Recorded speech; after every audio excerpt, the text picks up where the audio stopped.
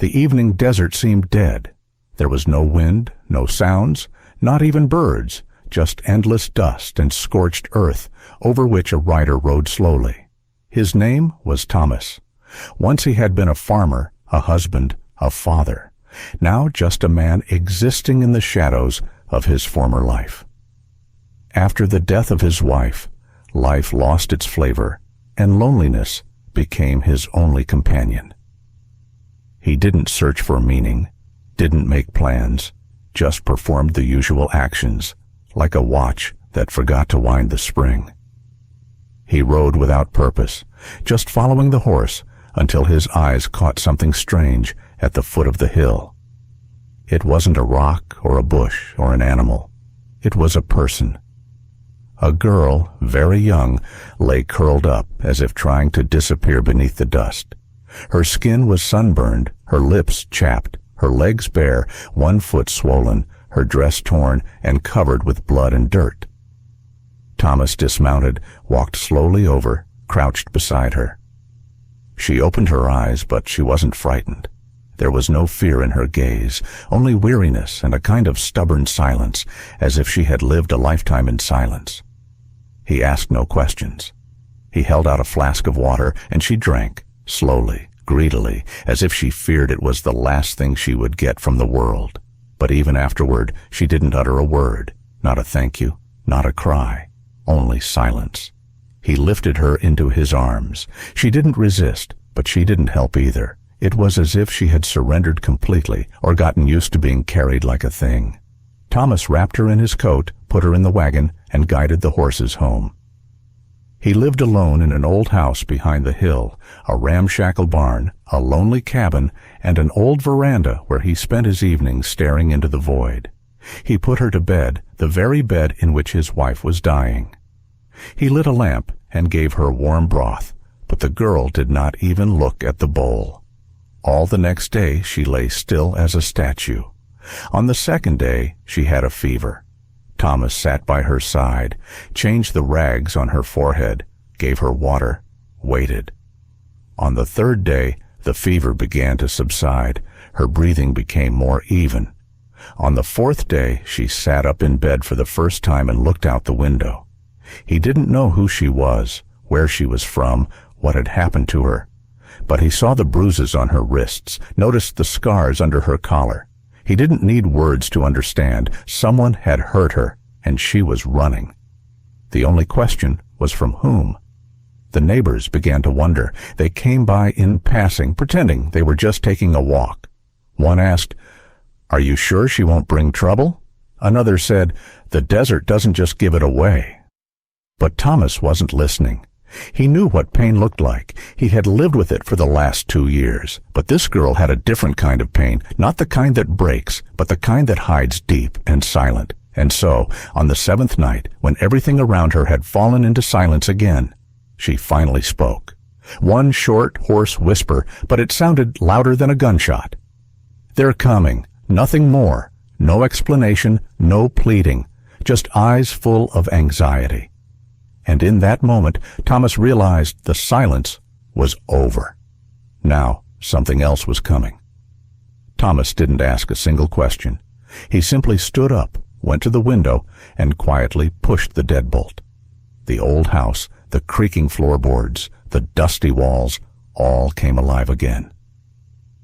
He went from door to door, checking the windows, looking into the darkness, listening.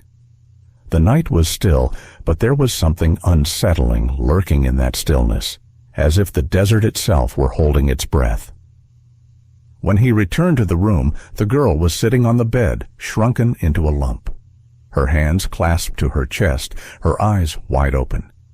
He sat down beside her, no closer than necessary, and spoke for the first time in ages. "Who's coming?" She did not answer at once. She looked at him, and it wasn't a child's look. It was the look of someone who had been through too much. "People. Bad," she whispered. "They're looking for me. They killed others." "Yup. Ran away." He nodded. No surprise, without question. There was no hysteria in her voice, just fatigue and fear, deep, almost animalistic. "How many are there?" he asked. "3. One in charge. They said I was their thing, but I'm not." He didn't say anything, just got up, went out to the barn, and started checking out the old shotgun. It had been gathering dust in the closet for over a year. Ever since he'd buried his wife, he hadn't needed a gun. But now there was someone in the house again to protect, not because she asked, but because he chose not to back down.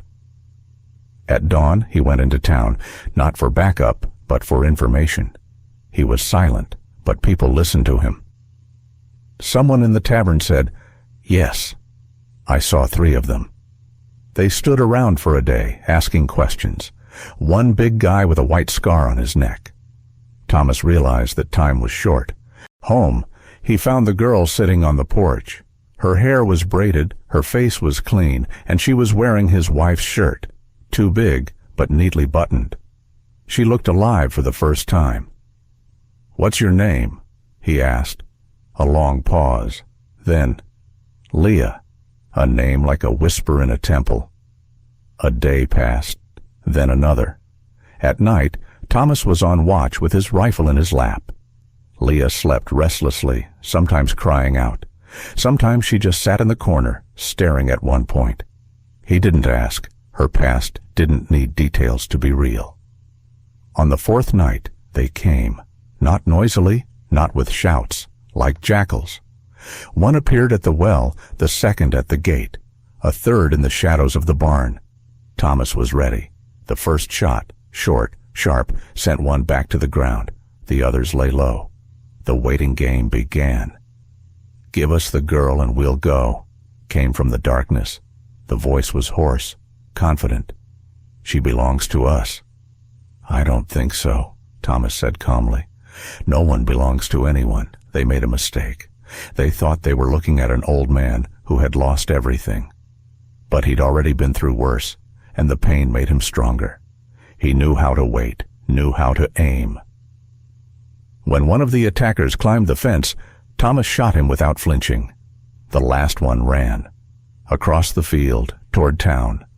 Thomas didn't pursue. He didn't need to retaliate. He simply closed the gate, took the gun off his shoulder, and went back into the house. Leah was sitting by the window. "Were they all of them?" she asked. "Everything." He nodded. She stepped closer, hesitantly, stood in front of him like a child who had run out of strength. "Thank you," she said quietly. "Yeah. Never thought anyone would shoot for me." "I never thought I'd open the door again," he replied. "But I guess you're not a ghost. You're human." She nodded. "So are you." The next morning brought a haze, strange and unusual for this region. It drifted low, hiding between dry bushes, clinging to the porch. Thomas sat by the window, his rifle leaning against the wall, but his hand no longer reached for it every time a board creaked. The house was quieter, but not the empty silence he'd lived in before now. There was expectation in it. Leah began to speak, just a little, quietly, not about what was, but about what is. Asked what the horse's name was, said she didn't like scrambled eggs, but boiled beans were okay. Asked for a hairbrush. Thomas listened. Sometimes he answered. Sometimes he just nodded. He wasn't used to voices in the house. His wife sang when she watered the flowers, and she could laugh as tinkling as a temple bell. But Leah was different. Her voice was like a crack in stone, narrow, stubborn. And there was strength in it. He found a book for her, an old one about some legend, dragons, witches, heroes. He didn't know why he'd picked it up at the market one day. Leah read it out loud in the evenings. Her voice grew more confident, as if each page brought back a piece of her life. Thomas sat across from her and watched the words flash through the air, the interest sparking in the girl's eyes. He didn't know how to protect children, but he knew what loss was, and she, what survival was. "Will they come back?" she asked one evening. Thomas didn't answer right away. "Maybe. People like that rarely retreat for good." "Will you wait with your gun again?" "Yes. As long as I'm standing, no one will come near. And if you're not there? He looked at her for a long time. Then he said, then you'll already know how to defend yourself. She was silent, but not out of fear this time. It was the thought that she would never be abandoned again. A week later, the town started talking, not loudly, but enough, that Thomas had taken in a fugitive, that she was no ordinary orphan, but had a shadow behind her, that his house lights up again at night, that the burned-out wagon found in the gorge was not just a caravan, but a trail. Leah listened to this through closed windows, and Thomas didn't seem to be paying attention at all. One day, the sheriff came to see him, not hostilely, but doubtful. Tom, you know I stay out of it, but if someone comes after the girl, I'll have to do something. The law is the law. I know, Thomas said briefly. But you know, too, that if a man comes to kill, no law will help. The sheriff nodded and looked at Leah, who was standing in the doorway. There was something in her gaze that made him avert his eyes, like she had lived too many lives. He left without another word. From that day on, Thomas began teaching her how to shoot. First, just to hold the gun, then aiming. He didn't say it was just in case. He just showed her. Her hands trembled, but she looked straight ahead. The two of them stood alone in the sand canyon, and the gun no longer felt foreign in her hands. "Why are you helping me?" she asked me once. "Because somebody had to help me." But then no one came. And in summer, the desert is not forgiving. Even those familiar with it may not return one day. Thomas knew that everything burns under this sun: grass, skin, memory. But now, coming home from work in the fields, he saw not just scorched bushes outside his window, but a girl with a book on her lap, her lips moving in time with the words she was reading. And suddenly there was something alive in this landscape. But to be alive was not to be safe. One day, when Thomas returned late, later than usual, the door of the house was ajar. Leah was sitting in the corner of the kitchen with her back against the wall. Beside her was a knife. The blade trembled in her hand, but her eyes were calm. He knew at once. Someone was coming. She didn't say a word, but there was a mark on the windowsill, clay that wasn't nearby, and an odor, not desert, alien. That night, Thomas pulled on his boots, grabbed his rifle, and took off down the trail. He didn't know what he'd find. Maybe a spy, maybe a ghost. But fear was an old friend, and now he was walking beside it again. The trail led to an abandoned camp behind a hill. There he found charred firewood, an abandoned flask, and a scrap of cloth. He recognized the color: blue. It was the shade of the shirt of one of the men he had once seen in town. They weren't from around here. And then, a month ago, one of them had had a black rope with a bronze button hanging around his neck, just like the one Thomas now held in his hand. He didn't say anything to Leah, just increased his guard, put a trap at the back wall, reinforced the doors, and started leaving the lamp burning all night. On the fourth day, she asked, "Who are they?" "You know," he replied. "They come at night," she whispered. "Always at night. They are looking for me." "Why?" Silence, just breathing. "Because I ran away, and because I saw." "What did you see, Leah?" She looked at him. There was anger in his eyes, not fear. "Something you couldn't see and stay alive." From that day on, Leah never slept alone again. Thomas would leave the door of her room open. He slept in an armchair by the hearth, undressed, gun in hand, and every night he was awakened by the slightest creak. One day, when she screamed in her sleep again, he ran into the room and saw her standing in the middle of the bed, palms pressed to her ears. "Was it them again?" he asked. She nodded. But they were close by, already in the house. "I heard footsteps." He looked around the house. No sign of them. Only the kitchen window. Someone had tried to open it from outside.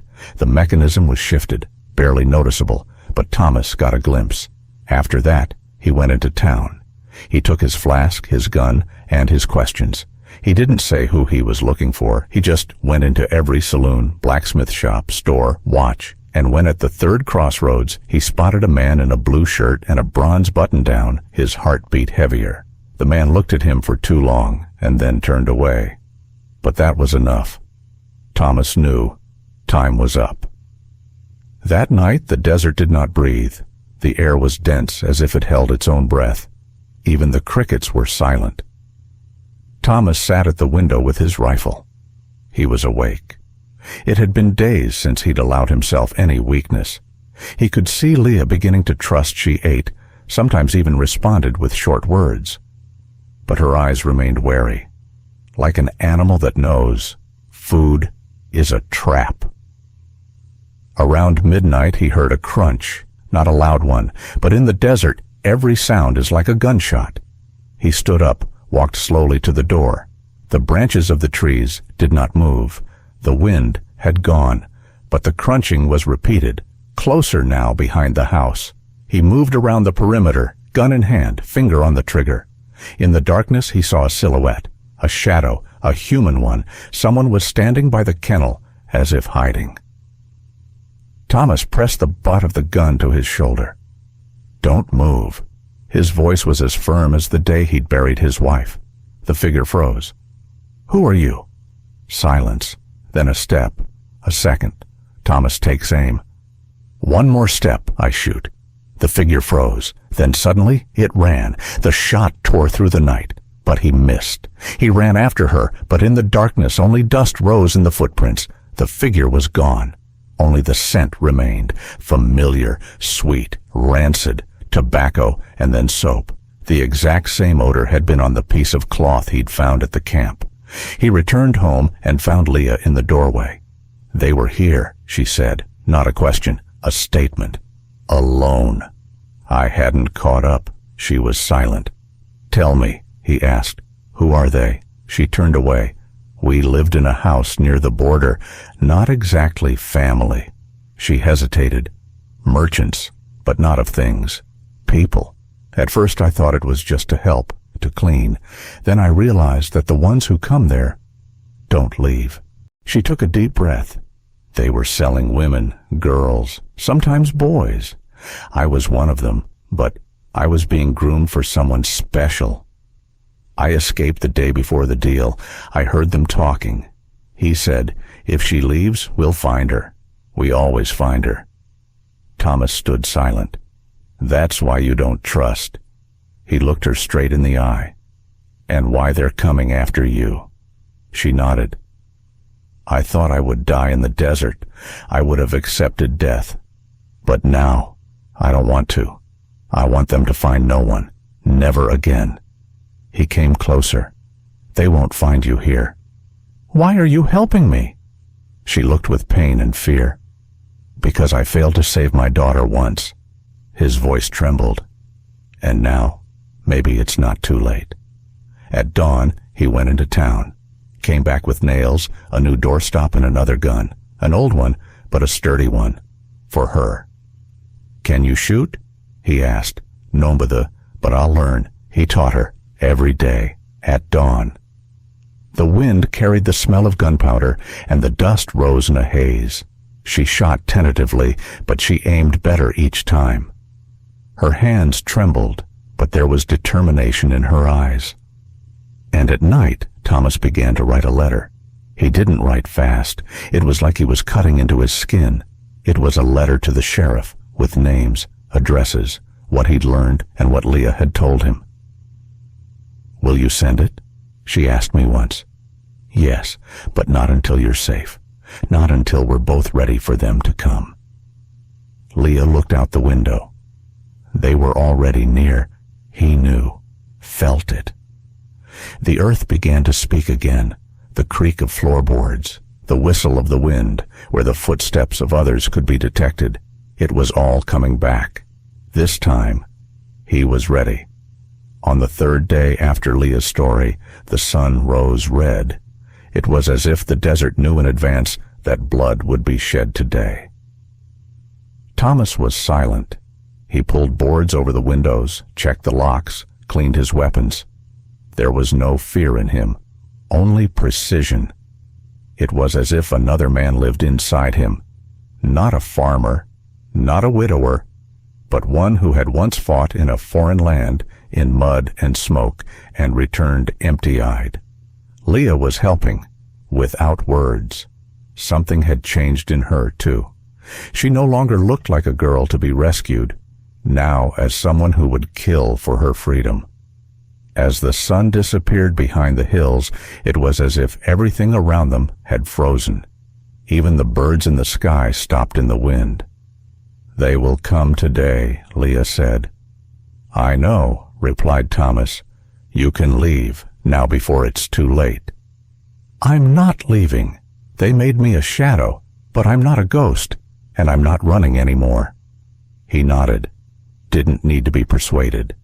The night was black, no moon, only the embers of the fire that crackled quietly in the stove, and the light from the kerosene lamp. Everything else was darkness. The first blow came not from outside, but from inside. The dog started barking sharply, as if something had broken the silence. Then glass shattered in the kitchen. Thomas rushed there, but it was too late. Someone had managed to throw a torch through the small window. The curtain burst into flames. He doused the fire with water, burned his hand, but he managed. "They didn't just come for you," he said, turning to Leah. "They want to burn everything." And then there was a voice from outside.